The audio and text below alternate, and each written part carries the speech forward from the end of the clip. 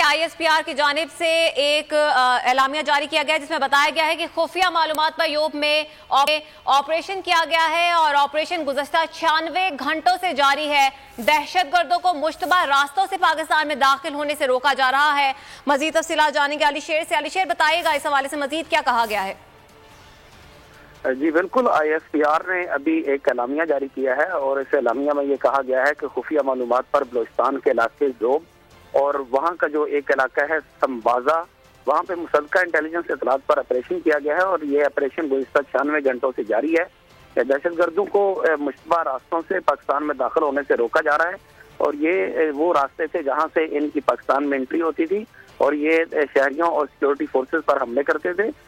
KPK के जो बाज़ इलाके हैं जहाँ से बाढ़ के मुख्तलिफ जहाँ पे मौजूद नहीं है, वहाँ से भी जो अफगानिस्तान से मुश्तबा दहशतगर्द पाकिस्तान में दाखिल होते थे उनको भी रोकने की कोशिश की और इस दौरान भी ऑपरेशन जारी है।